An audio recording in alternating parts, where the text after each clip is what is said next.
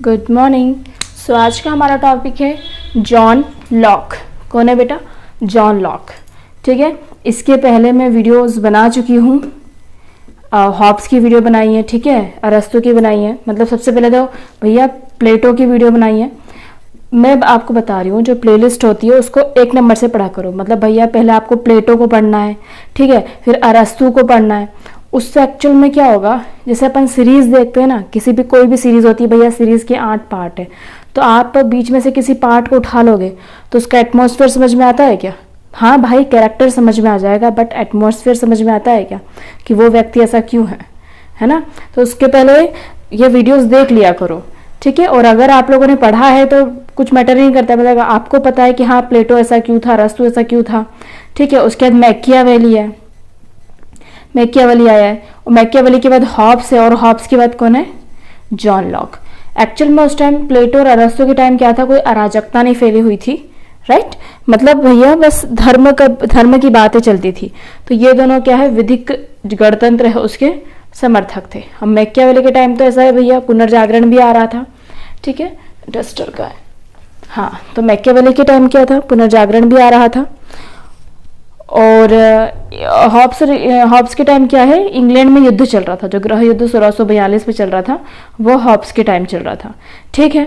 तो अब इसी टाइम पे क्या है, जॉन लॉक का भी जन्म हुआ हॉब्स के बाद, ठीक है। हॉब्स और जॉन लॉक में हम थोड़ा सा कंपैरिजन के फॉर्म में पढ़ेंगे, बिकॉज इन दोनों में ना डिफरेंस, मतलब समानता भी काफ़ी है, क्योंकि दोनों का बोलना एक ही था लगभग, ठीक है। तो हम लोग इसमें इनको कंपेयर करके भी पढ़ेंगे और उनकी वातावरण के हिसाब से, क्योंकि दोनों एक ही टाइम पे जन्मे। अरे भाई तुम एक ही समय के जन्मे हो, जैसे हम दोनों ही 95 में जन्मे हैं, तो हम दोनों ने एक जैसी चीज़ें देखी होंगी ना, एक जैसी चीज़ देखना, बट ज़रूरी नहीं कि उसके प्रति हमारे विचार भी एक जैसे हों, बट काफ़ी कुछ हमारे सिमिलर रहते हैं, ठीक है। क्योंकि भाई इंसान है, इंसान जो देखता है उस हिसाब से अपने विचार बनाता है, ठीक है। अगर आम पीला है तो जॉन लॉक भी उसको बोलेगा पीला है, और वो भी बोलेगा पीला है, अब कोई अलग से तो विचार लाएगा नहीं, मतलब जो है वो है। और कुछ ऐसी दृष्टि होती है कि उसमें हम अपने विचार देते हैं। सो बहुत हमने यहाँ वहाँ की बातें कर ली हैं, तो स्टार्ट करते हैं, ठीक है। तो मैंने पहले बता दिया, जो इंग्लैंड का युद्ध चल रहा था, कब हो रहा था गृह युद्ध इंग्लैंड में? 1642 में चल रहा था इंग्लैंड का गृह युद्ध। क्या चल रहा था? इंग्लैंड का गृह युद्ध, ठीक। भैया का जन्म हुआ था 1632 में। कब हुआ था? 1632, मतलब 10 साल के थे, देख रहे थे 10 साल की उम्र से ही कि कैसा गृह युद्ध चल रहा है। इंग्लैंड की गौरव क्रांति कब हुई है? 1688 में, ठीक है। अब इन्होंने देख लिया, इन्होंने और भी काफ़ी चीज़ें लिखी थी, तब बुक्स वगैरह लिखी, बट इंग्लैंड की जब गौरव क्रांति हुई, ये आपको पता होगा चूँकि आप पॉलिटिकल साइंस के स्टूडेंट है, ठीक है। तो मैं आपको बता दूं, इंग्लैंड की जो गौरव, अगर नहीं पता हो तो इंग्लैंड में बिना रक्तपात की गौरव क्रांति हुई थी। मतलब गौरवमय क्रांति इसलिए बोलते हैं भैया इसको, क्योंकि इसमें युद्ध नहीं हुआ था, इसमें लोगों ने अपनी समझदारी से काम ले लिया था और राजा को हटा के संवैधानिक गणतंत्र को स्थापित कर दिया था, ठीक है। तो वो हुई थी इंग्लैंड में 1688 में। तो उसी पे बेस्ड फिर भैया ने लिखा है क्या, 1869 में बुक लिखी है। 1869 में क्या लिखी? बुक लिखी। बुक का नाम आपको रट लेना है, क्या लिखना है? 2 ट्रीटीज, ठीक है, 2 treaties of government. 2 treaties of government कैसे याद रखोगे भैया? 1 साल के बाद लिखी है, ठीक है। अब 2 ट्रीटीज ऑफ गवर्नमेंट में उन्होंने क्या क्या, मतलब मेन किसी कुछ लोग नहीं होते उनकी वही बुक फेमस होती है। जैसे भाई प्लेटो की ले लो, प्लेटो की क्या चाहिए अपनी? The politics, the Republic. The Republic किसकी आ जाएगी? प्लेटो की आ जाएगी, ठीक है। अरस्तु की क्या आ जाएगी? पॉलिटिक्स आ जाएगी, ठीक है। और उसके बाद मैकियावेली की द प्रिंस आ जाएगी। उसके बाद हमारे हॉब्स है, हॉब्स की लेवियाथन आ जाएगी, ठीक है। तो ये जो है इनकी फेमस बुक है, जिनके नाम नॉर्मल आते हैं और आपको पता होना चाहिए, ठीक है। तो इसी प्रकार जॉन लॉक की जो फेमस बुक थी, प्रसिद्धि में जो रही, वो थी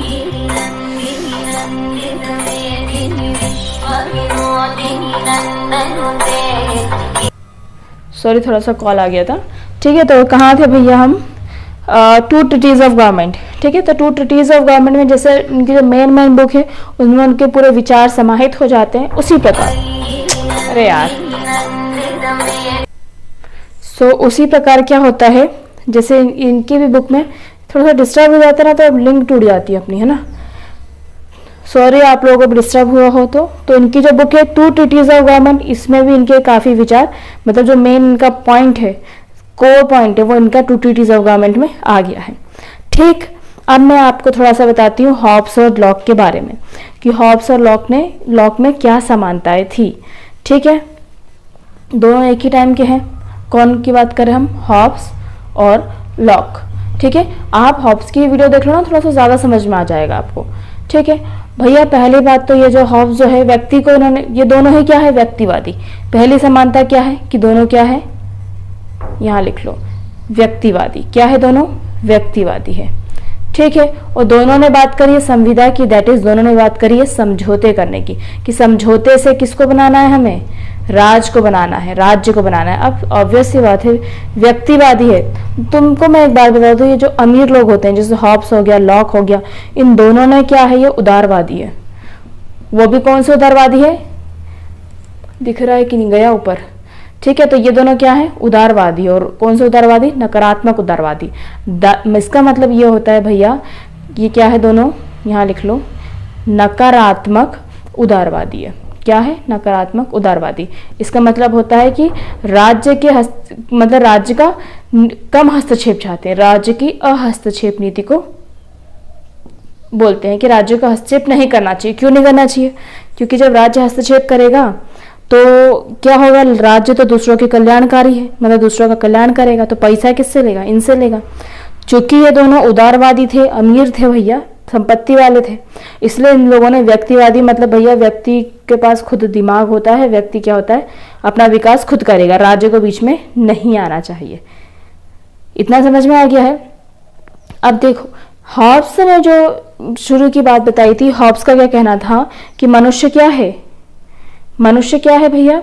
मतलब मनुष्य में दिमाग नहीं है। ठीक है, मनुष्य में विवेक नहीं है, अविवेकशील है। क्या है? मनुष्य अविवेकशील है। पर लॉक ने क्या बोला कि मनुष्य क्या है? विवेकशील प्राणी है, वो सोच सकता है। ठीक है, हॉब्स का बोलना था कि मनुष्य असामाजिक प्राणी है। क्या है? असामाजिक है।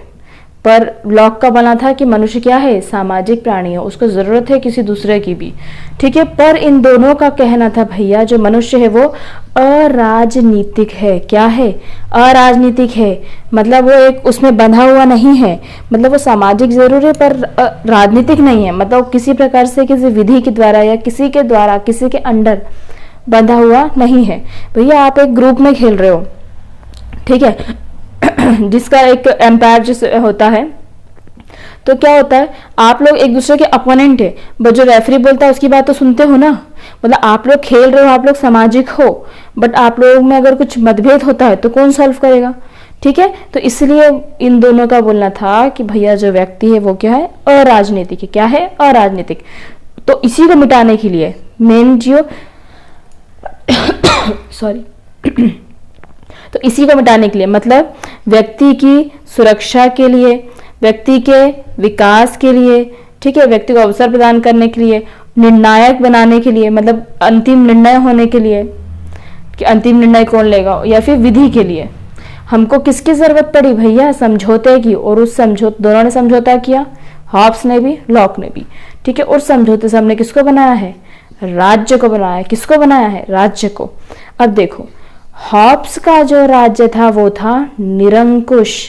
कैसा था? राजा निरंकुश, मतलब तुमने बना दिया भूल जाओ, मतलब बल भी इसके पास, शक्ति भी इसके पास, मतलब गेम भी इसका, रूल्स भी इसके, और एम्पायर भी यही, खिलाड़ी भी यही। समझ रहे हो? तो यह है किसका? हॉब्स का।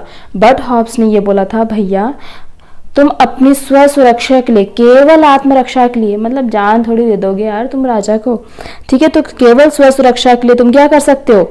विरोध कर सकते हो। क्या कर सकते हो? विरोध कर सकते हो। किसने बोला? हॉब्स ने। ठीक है, बट लॉक ने क्या बोला है भैया कि तुम विरोध कर सकते हो। किस किस कंडीशन में? राजा निरंकुश नहीं होना चाहिए, पहला इसने अलग बोल दिया। ठीक, दूसरी चीज इसने क्या बोला है भैया? राजा जो होता है कर्तव्य उसको पालन करने वाला होना चाहिए, कर्तव्य का पालन नहीं कर रहा है मतलब उसका हम विरोध कर सकते हैं, और सुरक्षा नहीं करेगा तब तो हम करेगी, मतलब आत्मरक्षा वगैरह तो करेगा। ठीक है, तो हॉब्स और लॉक में होगा डिफरेंस। अब केवल हम पढ़ लेते हैं लॉक को। वापस से रिपीट करेंगे वो मत हो जाना कि भैया समझ नहीं आ रहा है क्योंकि हॉप्स तो हमने पढ़ा ही नहीं है, ठीक है।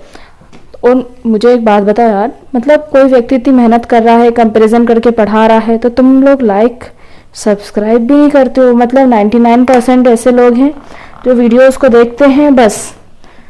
तो कोई व्यक्ति मेहनत कर रहा है यार, अच्छे लग रहा है तो बोलो ना, और अगर कुछ इम्प्रूवमेंट चाहिए तो भी बोल दो, ठीक है।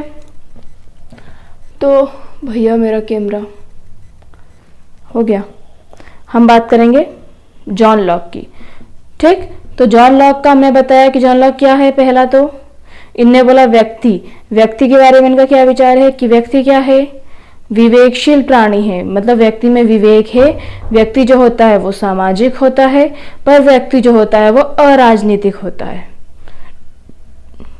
और मैं एक और चीज बताऊं, जॉन लॉक, लॉक मतलब क्या होता है भैया, ताला लगाना होता है ना। तो ताला काय में लगाते हैं हम, अपनी संपत्ति में, इससे इसको याद कर लो, ठीक है। तो जॉन लॉक ने 3 प्रकार की संपत्ति बताई है। जो 2 ट्रीटीज ऑफ गवर्नमेंट है उसमें 3 प्रकार की संपत्ति बताई है ना, जिसमें से जो 2 है एक में आती है। एक होती है प्राकृतिक संपत्ति, क्या होती है प्राकृतिक संपत्ति, और एक होती है अप्राकृतिक या कृत्रिम संपत्ति। प्राकृतिक संपत्ति होती है 2 प्रकार की, एक तो हमारा जीवन प्राकृतिक रूप से मिला है, और एक हमारी स्वतंत्रता, ये हमको प्राकृतिक रूप से प्राप्त है। हम क्यों किसी और के उस पर जिए भाई, खुद ही सांस ले रहे हैं, खुद ही खा रहे हैं, खुद ही सब कर रहे हैं ना, तो ये हमारी स्वतंत्रता है। और कृत्रिम हो गया हमारा धन। ये कॉल अलग नहीं जग लेते हैं, ठीक है। तो हमारा वीडियो बीच में रुक गया था, पता ही नहीं चला। तो मैंने 2 प्रकार की स्वतंत्रता संपत्ति बताई थी ना, 2 प्रकार की, ठीक है। कौन कौन संपत्ति होती है प्राकृतिक संपत्ति, और एक होती है कृत्रिम संपत्ति। प्राकृतिक संपत्ति जो है, मतलब इसको अधिकार बोला उन्होंने कि भैया व्यक्ति को जीवन जीने का अधिकार है। क्या है, जीवन जीने का अधिकार है, उसको स्वतंत्र रहने का अधिकार है, और उसको अपनी संपत्ति रखने का अधिकार है ना। संपत्ति कृत्रिम में आ गई, ये प्राकृतिक है, ठीक है। इतना समझ में आ गया। तो उस संपत्ति की रक्षा के लिए, उस संपत्ति की रक्षा के लिए राज्य को होना जरूरी है, ठीक है। उसको हमको जीवन जीने देना चाहिए, हमारी स्वतंत्रता उसको बनाए रखना, और हमारी संपत्ति की भी रक्षा करना है, ठीक है भैया। तो ये बोल दिया इसने। अब भैया संपत्ति की रक्षा के लिए क्या चाहिए, राज्य चाहिए। उसने भैया ने बोला है कि जो राज्य होता है उसको वैधानिक होना चाहिए, ठीक है। अब राज्य जो होता है उसमें 3 पार्ट है। यहाँ पे आप अपना मतलब यहाँ पे आप भूल जाओगे, देखो पहला पार्ट लिखना, फिर विधायिका, विधायिका, दूसरा पार्ट है कार्यपालिका, ठीक है, और तीसरा पार्ट हो जाएगा हमारा, हाँ गलत यहाँ पे हो जाएगा, ठीक है। न्यायपालिका इन्होंने बताया था, इन्होंने बताया था संधियों का निर्माण करने वाली, किसका, संधियों का निर्माण करने वाली संस्था होना चाहिए, किसको, राज्य को, ठीक है भैया। 2 में लड़ाई होगी तो संधियों का कौन करेगा, राज्य करेगा, ठीक है।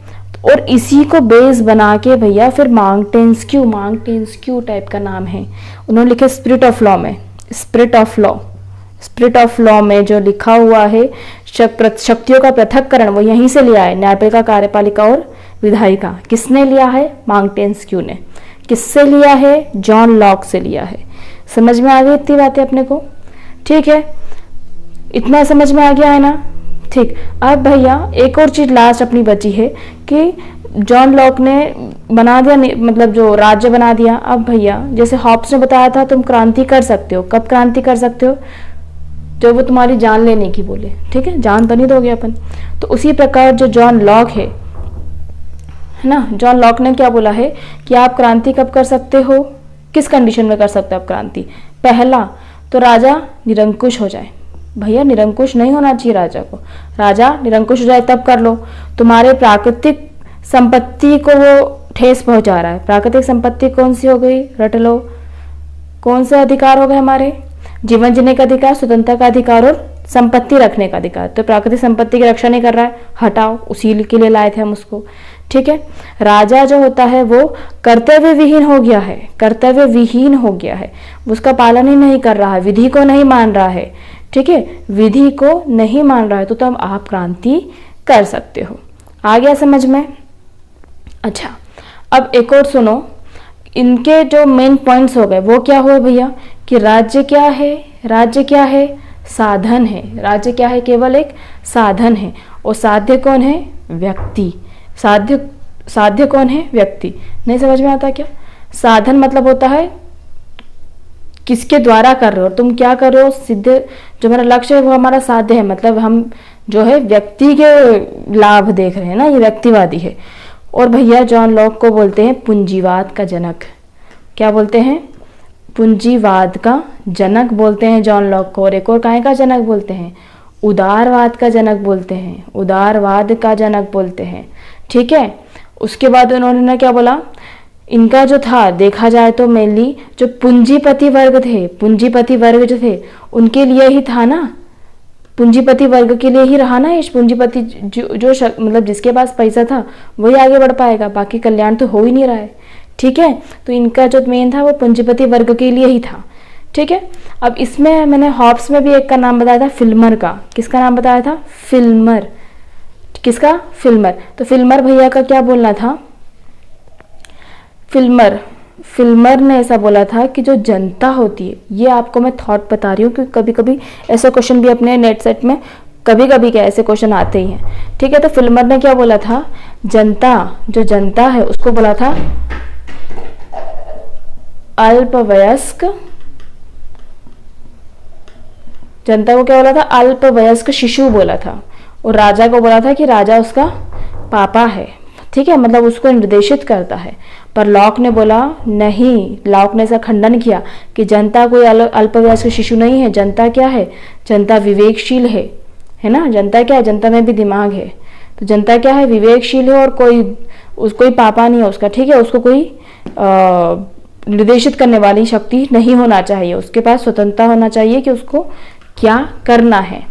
ठीक है, और एक और लास्ट लाइन जो ले लो आप भैया, जो अगर आपके उसमें क्वेश्चन में आता है, अगर क्वेश्चन आता है